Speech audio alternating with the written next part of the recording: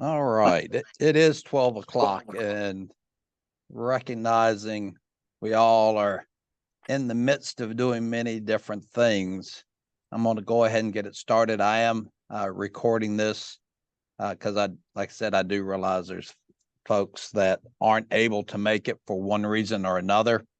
And so I want to have have the ability for when they are able to watch it, they can, because this is a pretty big topic that's gaining a lot of momentum nationally.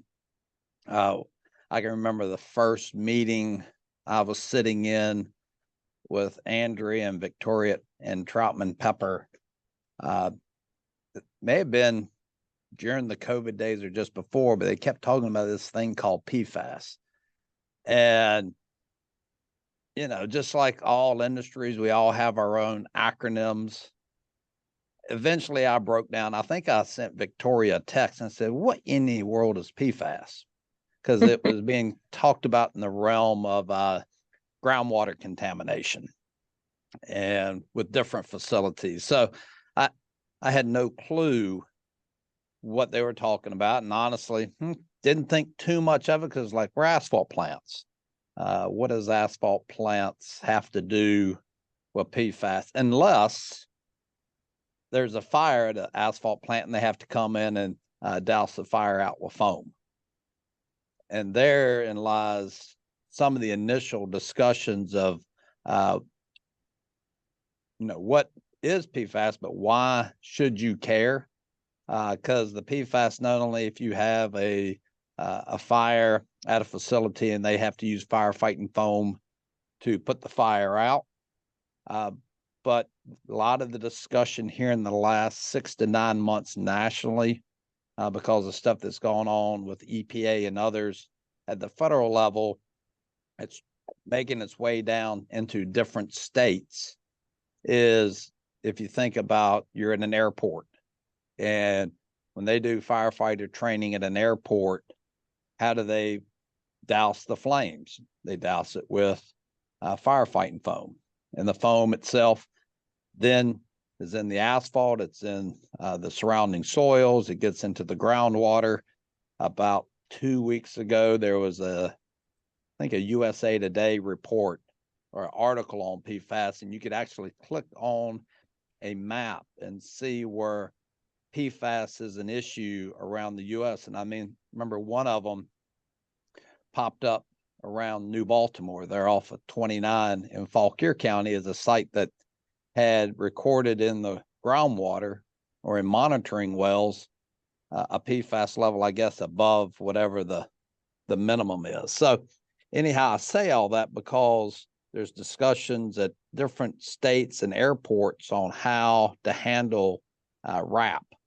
If you're doing a reconstruction job or a milling and overlay job at an airport, and the airport, the asphalt has PFAS in it, what is the liability to the contractor?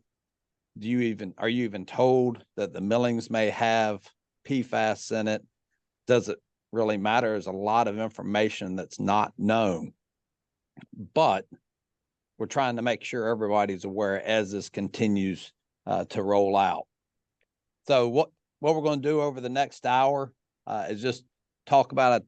Gave you a purpose of what this webcast is all about, is just to get you up to speed on PFAS so you understand it as you hear more conversations, especially if you do work around airports or on airports. Is it a concern? So we have Andrea and Victoria with Troutman Pepper that will go through what it is. We'll have times for questions from you. So if you have questions, since we're just doing this as a Zoom meeting and not a webinar, you can throw them in the chat, or at the end, just ask the questions. And then we'll close out about 1 o'clock. If you've not used Zoom before, it's pretty simple, so I'm not going to go through that. We'll come and meet you on site and go through how to use technology. But just sticking in the questions, definitely want to thank all of our 2023 partners, because their partnership in supporting the association allows us to do these and other educational things. What's coming up in the near future, we got a lot more webcasts coming up, as well as training. So be looking in your emails for information. The next webcast is in 2 weeks on performance balance mix design. But we have a lot of things underway right now.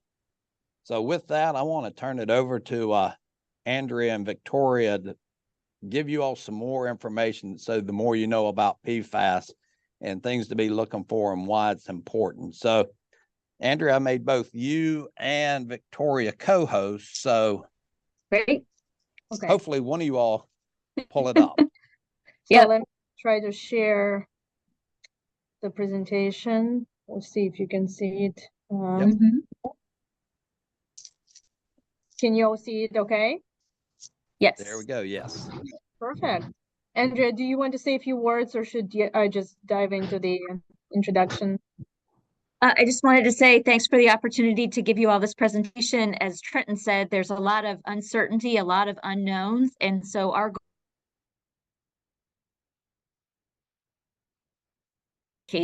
and Victoria is going to start with an overview of PFAS in general and some of the federal regulatory developments, and then I'll talk about what's going on in Virginia and some of the asphalt specific issues that Trenton alluded to. Perfect. Thank you. All right.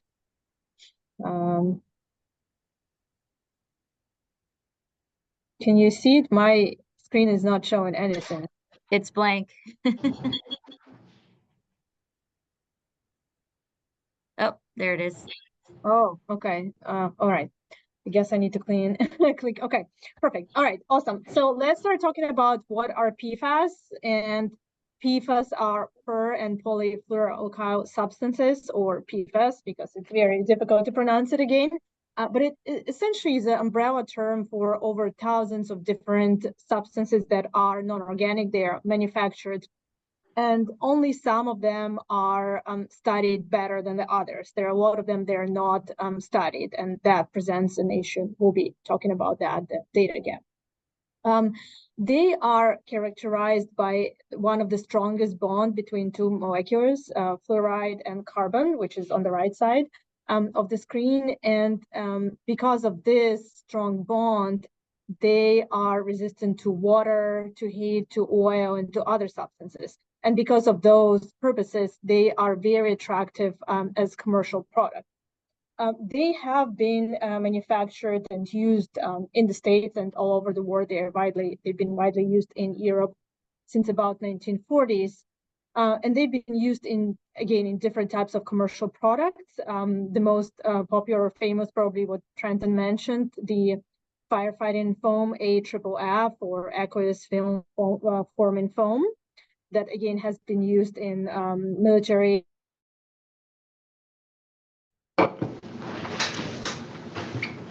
used in non-stick pans and other cookware. It's been used in stain-resistant textiles like carpets, materials that's been used for clothing, raincoats, and so on. Again, Gore-Tex and others. And it's been also used in different industrial processes for cleaners, to create paper, carpets, and others. Because of the strong bond between the two molecules, the substances are called forever chemicals. All right.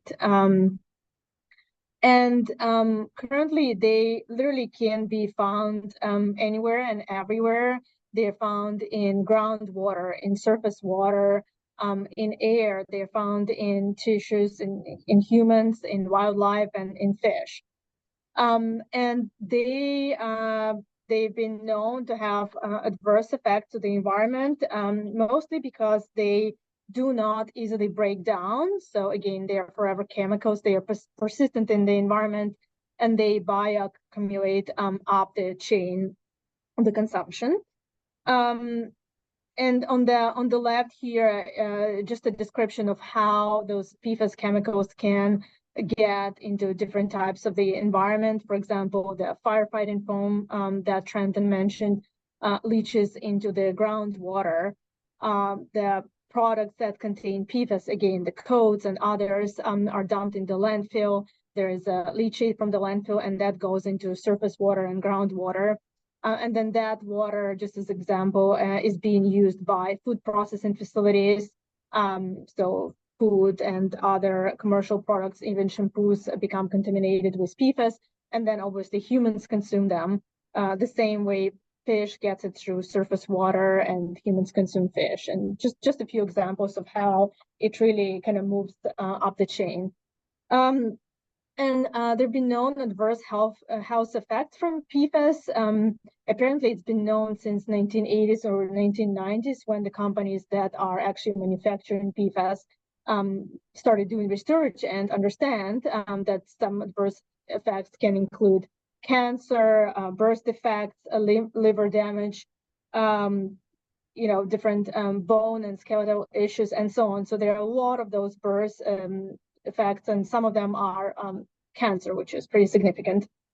Again, there are a lot of uncertainties, and only some of these PFAS are studied. The most commonly known are PFOA and PFOS. We have more information about those, and those are considered to be long-chain PFAS. There's also what is known as short-chain PFAS, for example, PFBA, which is one of the popular and widely known PFAS substances. Those short chain are considered to be less harmful to the environment and to humans, but at the same time, they're also less studied. So again, that leads to the fact that while they're everywhere, even in your shampoo, in your food, unfortunately, they are really not very well studied. And the most common exposure pathway, again, is through drinking water or eating contaminated fish or contaminated food. All right, so talking about the regulation of PFAS, both the state and the federal government have authority to regulate PFAS. So the federal government doesn't preempt the regulation of PFAS like it happened with other products. Regulation of PFAS or attempts to regulate it are at the center of President Biden's agenda right now. And they are also the center of Environmental Protection Agency's authority. And back in 2019, EPA issued PFAS Action Plan, which is updated just recently in 2021, which essentially a document that outlines how the agency is planning to go about regulating PFAS. There is a website, EPA website, that provides really good updates about what is happening essentially every month with regulating PFAS. And again, in addition to climate change and environmental justice, it's one of the top priorities of this administration. There's been a lot of funds, federal funding, for example, most recently just $2 billion under the bipartisan infrastructure law to assist with cleaning up PFAS contamination in low-income and other communities. And those funds kind of roll in and are issued as grants. And most recently, actually in August of this year, EPA issued a document. It updated its enforcement initiatives. And now it indicates that addressing exposure to PFAS is its second enforcement priority after fighting climate change, which is interesting because, as you learn, there are really not a lot of standards adopted that could help the government address PFAS, at least on the kind of environmental statute. But again, in that enforcement initiatives, EPA indicates that it is planning to really go after large manufacturers of PFAS or substances that, or products that have PFAS after federal facilities, obviously, right, that use the AAA foam, and other large industrial facilities that really significantly contribute to PFAS contamination. And there are a lot of different statutes that have been used or that agencies are trying to use to regulate PFAS. One of them is CERCLA, or Comprehensive Environmental Response Compensation and Liability Act, or Superfund Act as we know it, which essentially deals with cleaning up contaminated and abandoned sites, and also making sure that releases of substances are reported. Important is that in September of last year, EPA issued a proposal. It's a proposed rule to list two of the most known PFAS substances, PFOA and PFOS, as hazardous. And that is significant. The EPA is hoping to issue a final rule, finalizing the listings by February of next year. We'll see if it's going to happen. The agency has been late on many of the rulemakings. But this will have significant implications because if those substances are listed, facilities will be required to immediately report release of 1 pound or more of PFOA or PFOS in 24-hour period. They will also be required to submit follow-up notification to local and state planning authorities. So that will be a big obligation. And another impact of this rule, if finalized, would be increase in sites that will require investigation, cleanup, and EPA will be able to go after private parties that own sites or lease sites that were contaminated, also companies that transported PFAS contaminated waste as potentially responsible parties. So this rule is really important, and it's followed by many. EPA also indicated in April of this year that the agency is interested in also potentially listing other PFAS substances as hazardous, and issued a notice of proposed rulemaking, as advanced proposed rulemaking, essentially asking the public to comment about which substances it should list and how and so on. So definitely CERCLA is going to be a big will have a big impact if the rule is issued. And let me jump in real quick there, Victoria. That is from the asphalt industry side. What got a lot of this attention here in the last probably 12 or so months is those last couple bullet points that Victoria mentioned. If it's a Superfund site or it's a facility, say an airport where they have done firefighter training and use the foam, and the foam is now the PFAS chemicals are in the wrap. The question is becoming if there is a project that comes up that involves repairing or replacing or whatever that area where the PFAS contaminated asphalt and then millings will exist, who's responsible for the disposal of that material? How do you dispose of a forever chemical? Where do you dispose of it? There's been some concern that some of that liability would be inserted into contracts, and that contract would then change it from, say, an airport authority to the contractor. So now that risk has just moved from the airport to the company doing the work that now has all those same reporting requirements, because there's questions on what do you do with the wrap? Can you incorporate it into new asphalt? Does it have to be? So that was what's got a lot of the conversation going now nationally, and some research is being proposed to look at it. And this slide right here is really the crux of why we want to make sure you're aware of what's happening in this area, because it could have some very dramatic impacts on your business depending on how it comes out. And so there's still a lot to be known, a lot to be decided, but you need to be aware of what's happening. Sorry, Victoria. This slide is the one that's got my attention for the last year. Yeah, that's huge. So I think the takeaways are to really follow this rulemaking, and if it becomes final, to really know it, and then look at your contracts and read every single new contract before signing.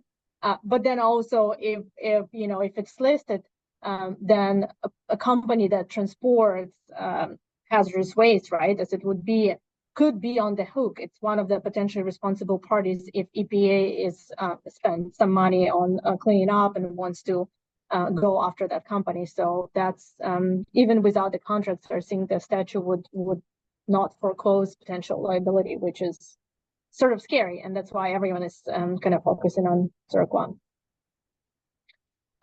Safe Drinking Water Act is another law that is being used by EPA, and this is also because, again, one of the main contaminations and how PFAS get to humans is through drinking water. And so there are several things that are happening. There was back in 2021, EPA issued a fifth unregulated contamination rule, which essentially says that requires water providers to sample for several kinds of PFAS. I believe it's over 25 different types of PFAS in the water they provide. So it's just a sampling rule, but again, it will give EPA more information about the types of contamination and where the contamination takes place. Last year, EPA issued lifetime health advisories for several types of PFAS, again, the most discussed ones. And those are really non-regulatory, they are non-enforceable, but they are advisories that provide customers, like people like us who drink water, information about what is in their water. Most significantly, in March of this year, EPA issued another proposal to set enforceable maximum contaminant levels, or MCLs, for different types of PFAS, for 6 of them. And this will be very important if this rule is going to be finalized. Again, EPA says that it plans to do it by the end of this year, but Andrea will talk a little bit more about this rule and why it is important for Virginia. But if it's finalized, it will impose significant obligations on water providers. They will have to monitor the water, they will have to report, they will have to test, and if those MCLs are exceeded, they would need to take actions to reduce concentration of PFAS in the water. And of course, that will be very, very expensive. Another law that has been used is Clean Water Act. And here, first of all, EPA said that it's working right now on effluent limitation guidelines, ELGs, which are essentially pretreatment standards for different industrial facilities. And that would focus on PFAS contamination. And it said that landfills will be one of the first categories that's going to be subject to the standards for PFAS, again, because all the products that are dumped into the landfill, PFAS products, they leach, and landfill leachate has PFAS. And also, last year, EPA issued an updated guidance to state permit writers regarding NPDES permits, which are essentially the 402, Section 402 of Clean Air Act discharge permits, right? Industrial facilities discharge their wastewater in rivers and others.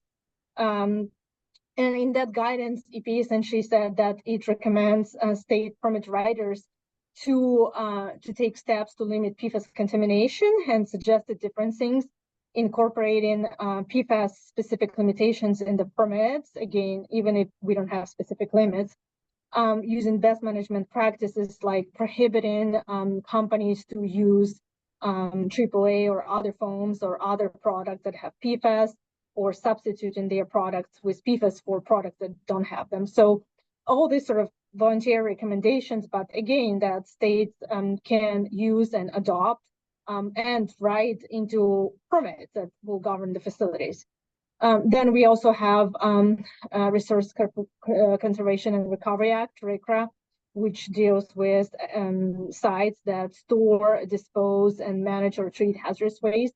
And here, EPA said that it is planning to subject 4 PFAS to RCRA corrective action program, meaning that sites that store, treat, or dispose of those PFAS, if there's a release of significant quantity of, reportable quantity, they would, EPA or state DQ, for example, would have authority to subject the site to clean up, which again will be expensive, and it's going to be a corrective action.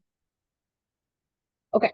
Then we also have the Toxic Substances Control Act, which, and just I'll mention one rule. In October of this year, EPA issued a final rule that requires companies that manufacture or import PFAS or PFAS-containing articles that have done so in any year since 2011 to submit one-time report to EPA about what do they do with PFAS, how do they dispose, exposure, and submit a bunch of environmental information.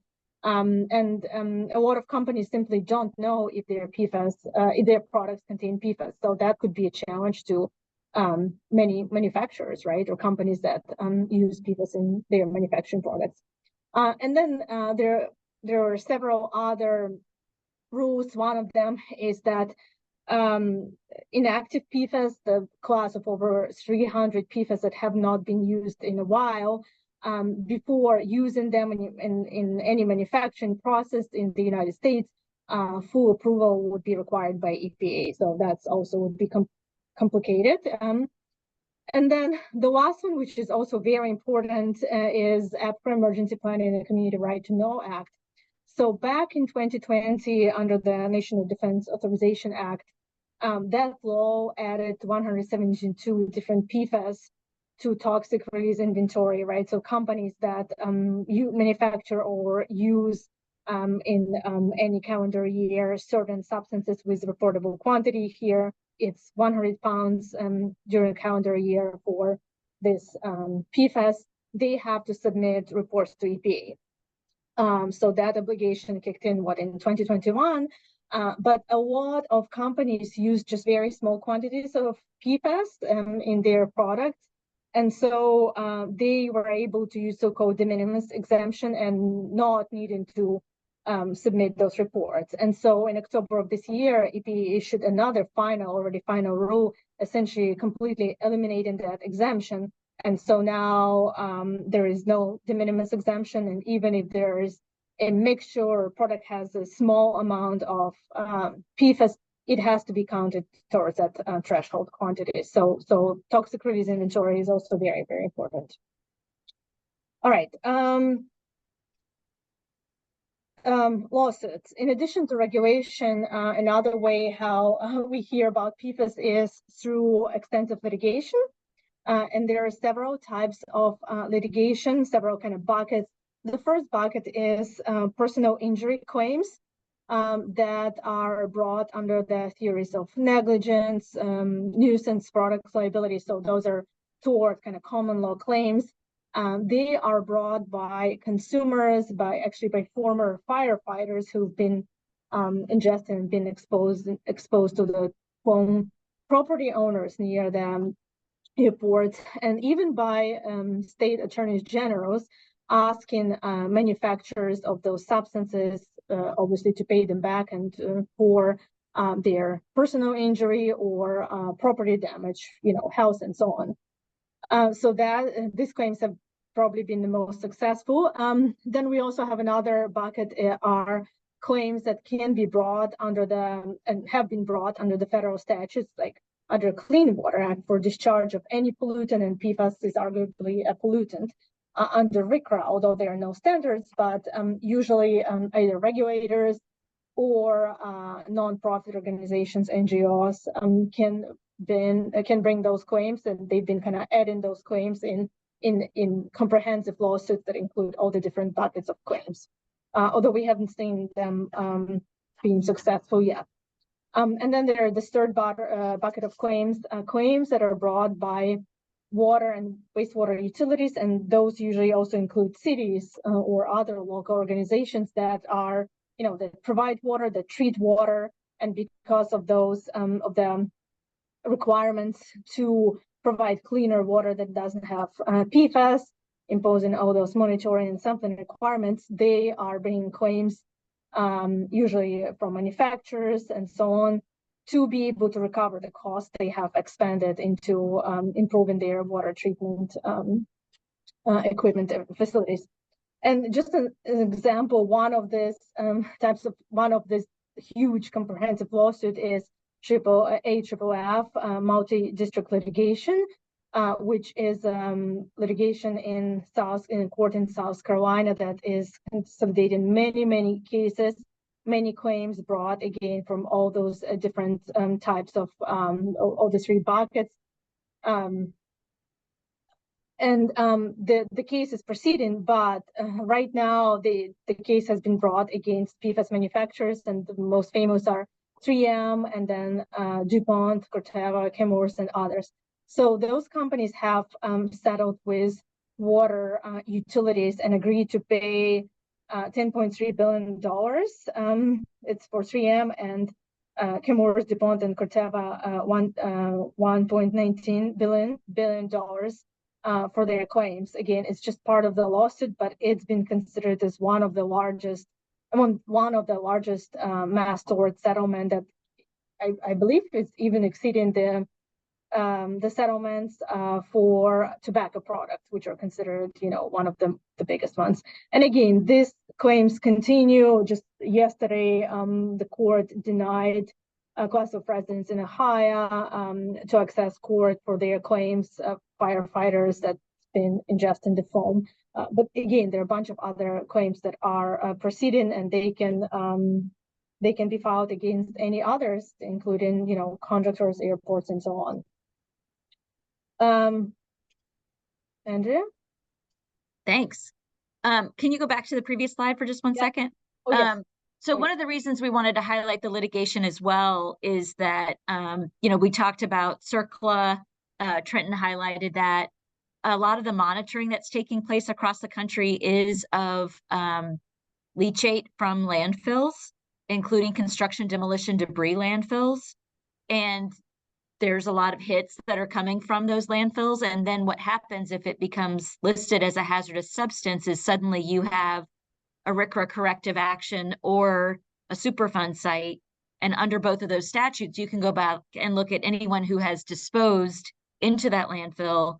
And so just like these water and wastewater utilities that are now looking for sources and bringing actions against those sources, I think we might see the same happening on the landfill side. And like I said, for asphalt, I think where that comes into play is in particular the construction demolition debris landfills, where there may be old asphalt materials that have been disposed of there. So just wanted to highlight that.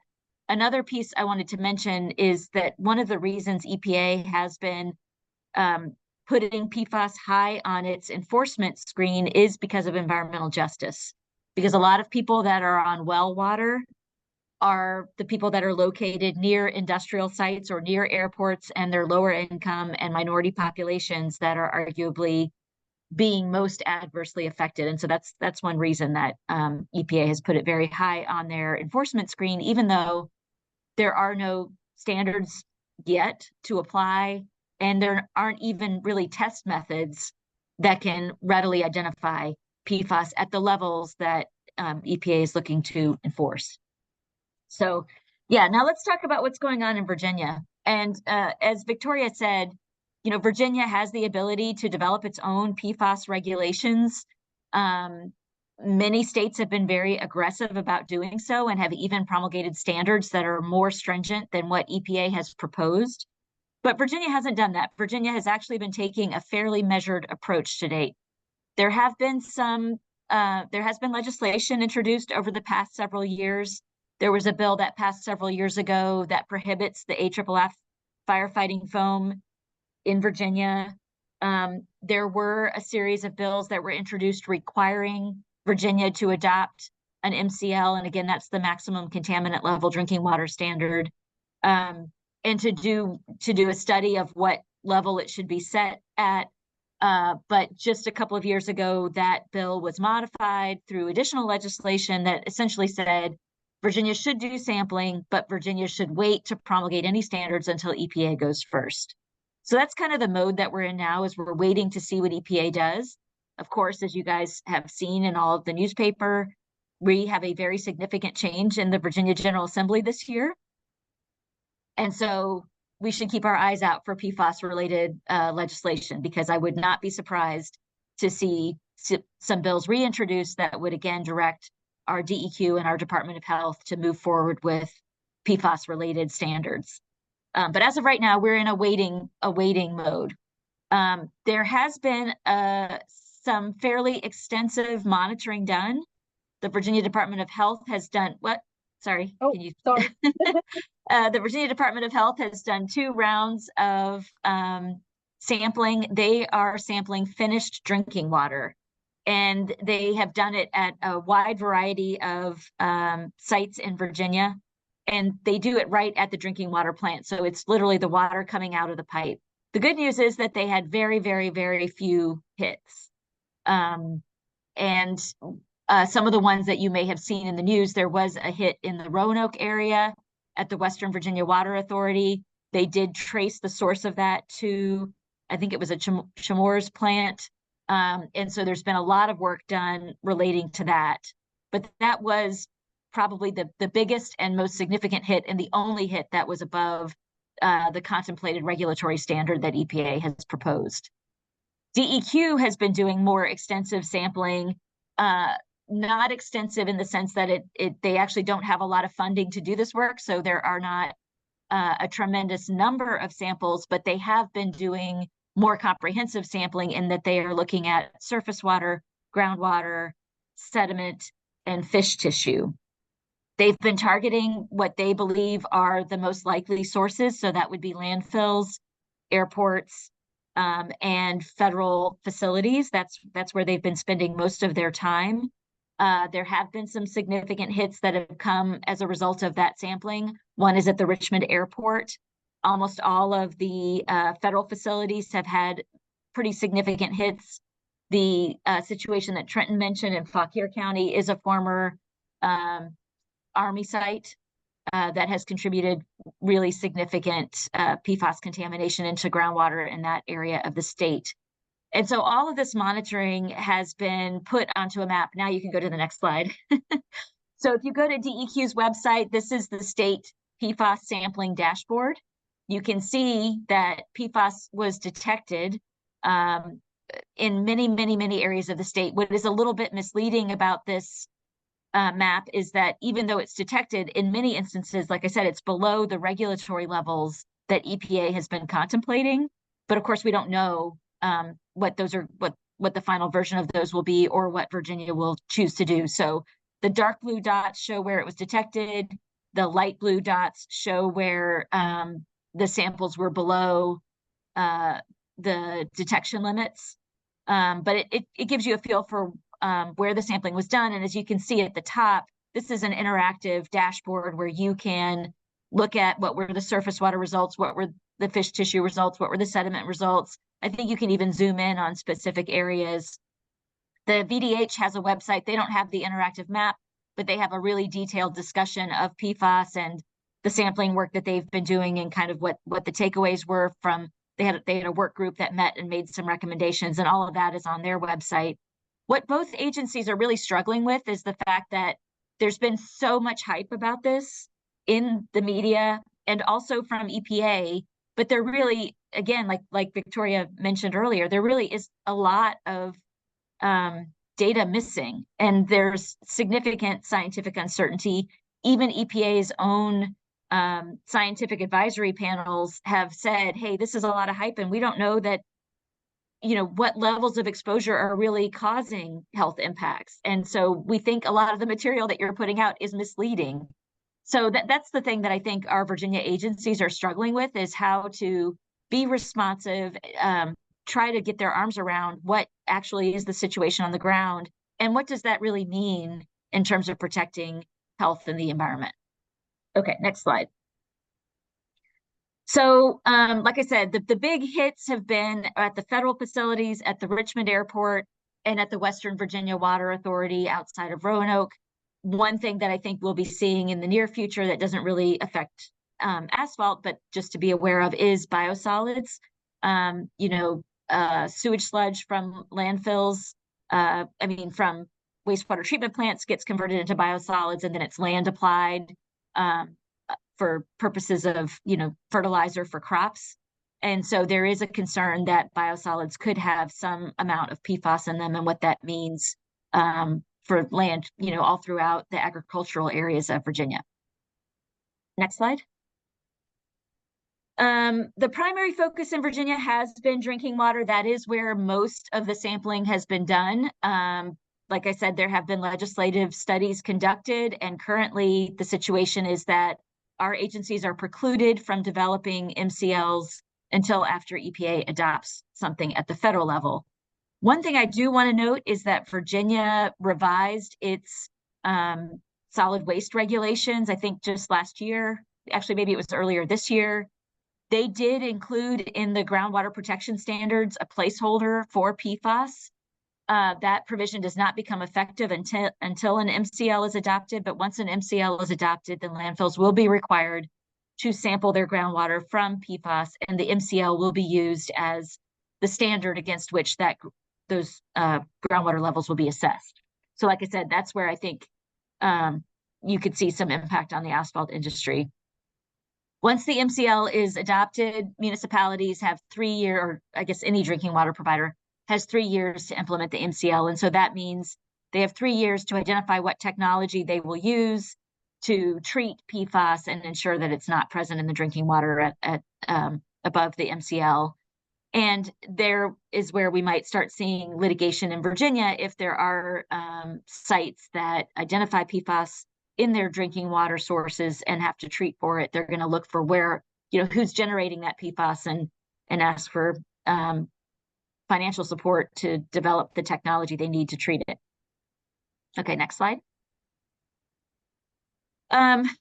One thing I do know is that, as people renew their VPDES permits, particularly manufacturing sites where it is there's the potential for PFAS to be present, environmental groups have been regularly commenting on those permits and asking DEQ to impose sampling requirements for PFAS. To date, again, like I said, in Virginia, our agencies have been taking a very measured approach. To date, they have not required any sampling, and that's for several different reasons. One, they don't think that there's a need to sample just for the sake of sampling. If we don't have a regulatory standard and we don't have approved test methods that have been validated, why would we impose a sampling requirement? So I think it's really great that DEQ has been holding the line on that. Again, we'll see what happens after this General Assembly session and some other developments at the federal level. DEQ has some active working groups. They have one where they're coordinating with the Department of Fire Programs to talk about phasing out.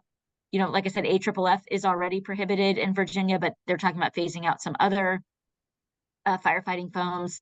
They're coordinating with EPA, and part of that coordination does include, Virginia has raised concerns about designating these constituents as a hazardous substance, at least without some implementation guidance and, off-ramps, just given how significant an issue this will be once it becomes listed.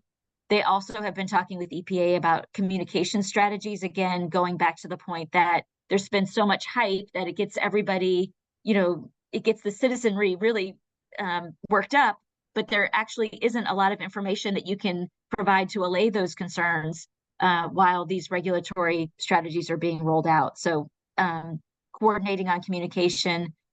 DEQ does recognize that there are some significant information gaps, and some of the things that they are studying is how PFAS transfers from one media to another. And in particular, is there an air pathway, and what does that look like? They have also been actively involved in discussions with VDOT. VDOT actually went to DEQ and requested that a work group be established to talk about PFAS, because VDOT has the same concerns that Trenton was discussing at the outset of this talk. VDOT is really concerned about what happens when there is PFAS present in asphalt, not as a result of the asphalt, but just from runoff or use of firefighting foams. And how do we manage that? How do we identify it? How do we try to contain that risk? So I do know that they are having conversations with VDOT. I think those have been fairly informal to date, but I expect that will continue. Next slide. So let's talk specifics about the asphalt industry. So a lot of this, as Trenton mentioned, is out there in the zeitgeist. It's being discussed, but there's not a lot of detailed information. But these are some of the questions that are being asked. How does PFAS get spread if you're relocating contaminated millings, if you're storing contaminated millings? Could there be stormwater runoff and leaching from contaminated asphalt? How do you dispose of the contaminated millings, especially if PFAS becomes designated as a hazardous substance? Could there potentially be air emissions? And are there options to encapsulate contaminated asphalt surfaces? all of that is the subject of a lot of study and discussion, and not a lot of answers yet. Next slide. One of the articles that Victoria and I found when we were looking into this issue focused on specifically the use of firefighting foams at airports and how that might then contaminate asphalt or filter through asphalt into groundwater. So you can see, this is a graphic from that article, but this is just to give you a feel for the types of research and analysis that are going on out there. Next slide. I also wanted to note, I came across one specific example. This is actually from 2021, so 2 years ago, up in Alaska. There was a construction project taking place at an airport, and citizens nearby complained that they were concerned about the presence of PFAS. All the citizens in that vicinity were on well water. And so studies were done, and they found PFAS in the asphalt at the project. And so, again, just wanted to give you guys a sense of how this is coming up. This project was put on hold. There was additional sampling that was required before the project could go forward. And there were some management strategies that were required to be implemented before the project could move forward. Next slide.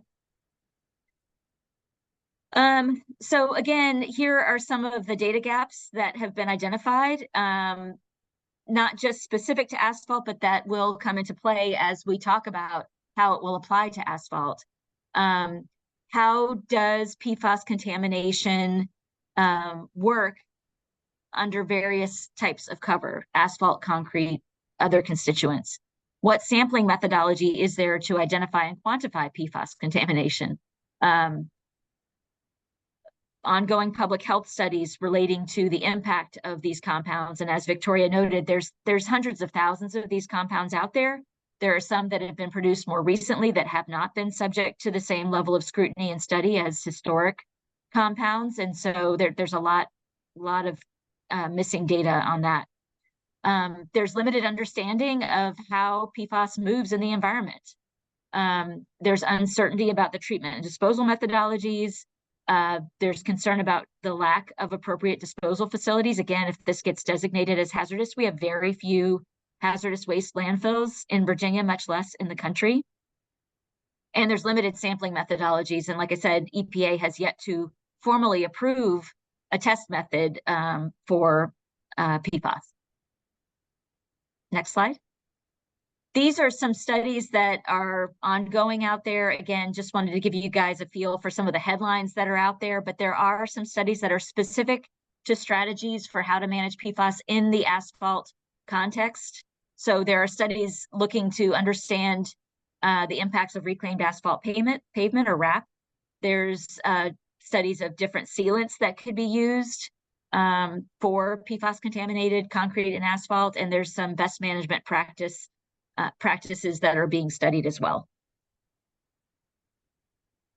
So key takeaways, I guess. I wish that we could provide you guys with more reassurance here, but the fact of the matter is that the regulatory landscape is constantly changing. And so it's really hard to know what's actually going to play out. As Victoria mentioned, this is a high priority for the Biden administration. They've rolled out some deadlines for themselves that we expect them to at least try to hit. And so it's important to continue to monitor that changing regulatory landscape and how it's going to be implemented. We do expect that there will be future rulemakings. If you operate outside of Virginia, like I said, a number of states have been much more aggressive than Virginia has, but in Virginia, as soon as those federal actions take effect, we'll start to see some state level regulatory development. And environmental groups are really active on this. So they're going to push for Virginia to be more stringent, I suspect.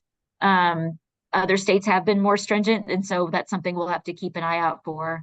And, this is the type of thing that the Virginia Asphalt Association will want to keep an eye, assess whether you want to be active in advocating for certain outcomes through the comment periods. One potential strategy that I know DEQ has recommended to VDOT is if you do have a concern that, let's say you're taking up some some pavement at an airport and you do have some concern that it could be contaminated, you could screen for total fluorine. That is a screening tool for determining whether you might want to do additional testing, but it's kind of a good screening option if that's something that you're concerned about. We do expect to see PFAS-specific requirements in permits eventually. Not yet. Again, we don't have formal sampling methodology. We don't have limits that have been promulgated yet, but once they are, we'll start seeing that. And, it's going to be really expensive, the sampling methodology, because it's new and because PFAS is so ubiquitous. It is the protocols associated with that sampling are really stringent, and that makes it much more expensive to take those samples and to find labs that are equipped and know how to do the sampling properly. But not only that, as we talked about with the water and wastewater facilities that are already litigating things, we do expect landfill owners to be engaging in some litigation once it's detected in their groundwater and there are standards that require them to do cleanup. I think that's the last slide. Is that right, Victoria? Yep. Okay. So we're happy to answer questions or talk about this in more detail. All right. I think what you two covered is exactly what I was hoping to put it out there. There are a lot of unknowns, and some of the questions that you spoke about, the gaps, are the ones that's being discussed overall within the asphalt industry itself. In several meetings I've been to, does it become airborne? How does we don't know, but the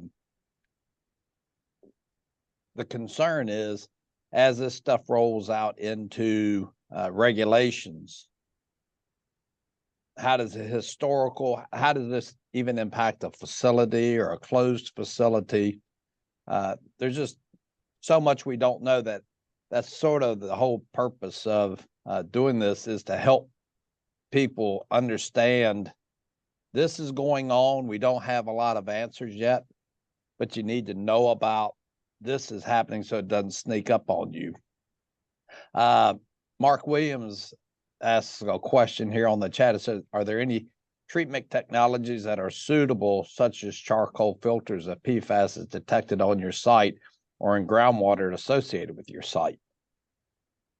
There are some treatment technologies out there, and I do know that there is a type of charcoal system that is one of them. I have also heard, though, that the complication of using those systems is how you dispose of that charcoal after the fact, because it's going to be contaminated with PFAS. So I think there are some questions around that as well. But certainly there are, drinking water systems that are using technology to treat PFAS, but it's just thinking through all the implications of that. Like I said, disposal on the back end, especially. Yeah, and if others have questions, feel free to either unmute yourself or just type it in. Somebody just got ready to say something. Yeah, I did. Hey, this is Tim. Question for you on, I know we're concerned about the foam, directly going on the asphalt, but when you talk about an area like the New Baltimore area that has elevated in the groundwater, there's subdivisions all over that area where people use, when they wash their car on their driveway or that groundwater gets onto the roadways there. Is that a concern where the PFAS from the groundwater are now absorbed in the asphalt? Then we've got an issue with that material. Yeah, I mean, it depends on the amount of PFAS that is in that groundwater. Correct. Like I said, there's a lot of data gaps relating to the fate and transport of PFAS. Right. But yes, like that graphic that we put up that showed, from that airport asphalt related article, showed that there's even concern about, if there's cracks in the asphalt and the groundwater infiltrates down below, then it's getting into the groundwater or recirculating it into, returning it back to the water source. Correct. And Yeah, so yes, is the Yeah. short answer. Yes, I think that's something to have on your radar screen. Yeah, because I know a lot of those areas have community wells that service maybe an entire neighborhood, and you know, we do a lot of work in that area, and you know, a lot of millings or people bringing up broken up asphalt out of a driveway, or you mill the street where they've, you know, all that's run off into the street. So Yep. that has now become a real concern for us, and we, even when you're not working around an airport, now you have to worry about that as well. No, good point. Okay. Thanks, Andrew. Anyone have any other questions for Andrea or Victoria? I know we threw a lot at you. You know, we had the luxury that we've been looking at this a little bit longer than everybody else has. I know Andrea and Victoria has, because I had, like I said, I had to text her and say, what in the world does PFAS even mean several years ago? Because I was just sitting there fat, dumb, and happy thinking, well, this isn't an issue. And because of the stuff at some airports in other states, this has become a bigger national issue. So any final thoughts from any? Yeah, go ahead, Dave.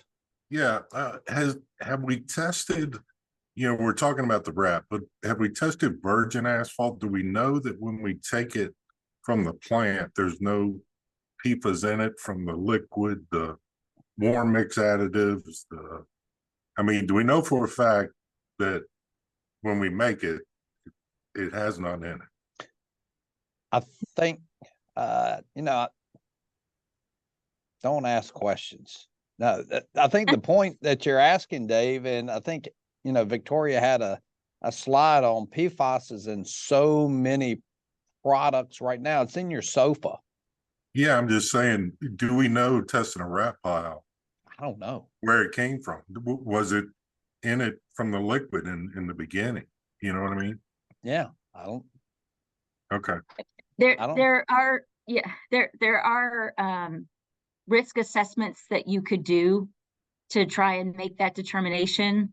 I mean, you could do testing, if you do testing and a regulatory agency asks you for the results, you are required to turn it in. So just be aware of that. But, you know, there are people that do risk assessments by starting to look at their supply chain and what are the constituents that they're using, and, you know, asking their suppliers, can you tell me what's, you know, give me the breakdown of what's in here. Have you tested for PFAS? And getting their arms around it that way. The literature that we saw as we prepared this presentation did not suggest that asphalt by itself has been found to contain PFAS. The focus really has been on asphalt that's reclaimed from other sites like airports. That's been the big focus, which leads me to believe that it's not typically present in virgin asphalt, but I don't know that for sure. It's just that's where all the focus has been in the industry so far. All Yeah, right, and thank you. I see a couple other questions. John's got one in here. I think Mark asked another one. But John, Mark, those are the questions, you know, has there been any experiments to see if PFAS can be encapsulated somehow using wrap material that's been contaminated? That's one of the areas, John, that we're talking or nationally. I've been in meetings with NAPA, NCAT, and others, asking that exact same question. Do we need to fund research to answer that? Because it goes into, can you encapsulate it, the transport? And Mark, with your question, does the heating process of creating asphalt destroy the PFAS bond, or does it simply become airborne? Again, I think the question is we don't know, or the answer is we don't know yet. But those are the questions both John and Mark and y'all asked. That's what we're trying to determine through research. Are we excited over something that we don't need to be excited over, or do we have a true concern? And nobody knows the answer yet. You know, is reusing contaminated wrap into new material, does it, you know, help mitigate the contaminant? Again, we have no idea at the moment. Those are some of the research areas in the meetings I've been in that we're having those exact same conversations and discussions, because it could be an issue for some in some areas, but it's across, just like the airport project up in Alaska, Logan Airport. I've heard this issue come up in Boston. We know Richmond has PFAS. So it's at lots of sites around the country. And at the moment, we don't have any answers to those exact same questions that we're asking ourselves.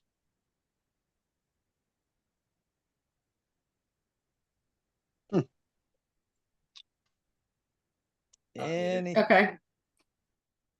other questions for Andrea or Victoria? Well, hearing none, I definitely want to. Trent, Yes, go ahead, Sure. David. obviously I'm the oddball of the group. Andrea, you and I have talked about it before. What is happening in DC? Since we're so close to Virginia, we should be concerned with DC. Yeah, I honestly don't know of DC getting out in front on this. I'd be happy to take a look and let you know, but I haven't heard of DC being one of the Hello. hello. Hey. Hey, Blair. I muted her. Okay. I don't know of DC being one of the locality. I say locality because they're not a state, but a government. I don't know of them being a government agency that has gotten out in front of this. I suspect that they're waiting to see what EPA is doing, and that they'll follow suit once we have federally promulgated standards. I do think EPA, Victoria, do you know off the top of your head? I think EPA ultimately is the regulatory authority for DC. I mean, the DC government implements it, but I think EPA still runs their NPDES permitting program. Is that right? Oh, Do you know? I will have to check that. Okay. All that is to say, David, I suspect that they're waiting to see what the feds are going to do, either because the feds control the regulations in DC, or just because they don't have the resources themselves to get out ahead of DC. I mean, to get out ahead of EPA. The active states are really like the usual: California, Michigan, Maine. They've been doing a lot. They've been passing, legislation, promulgating regulations. Those are the Colorado. Those are the active. DC, territory definitely was not among those, and obviously Virginia is not there too. Not this year. Not That's this right. year. That's right. All right, thank you. All right, let's see. I had one more thing. Oh, just thanks. With that, again, I appreciate Andrea and Victoria your time to help educate everybody and just get them informed. Again, like we're calling this webcast series, we're doing a bunch of different topics. Just the more you know, we're trying to help everyone understand the landscape and what's going on. So I appreciate your time. Everybody, again, I mentioned we went ahead, we recorded this webinar because I know there's some within your companies and other companies that couldn't make it for conflict reasons. So once we get it downloaded, we'll get it put over on our private YouTube channel, and we'll let people know to go watch this because they do need to be aware as we continue to move into this, just what's going on within this landscape. So I appreciate everybody's time. Hope to see everybody next week at the Mid-Atlantic Asphalt Expo. We do have an Environmental Safety and Health Committee meeting on Tuesday morning at 10. So with that, thanks a lot. And if you haven't had your lunch, enjoy it. See y'all later. Thank you.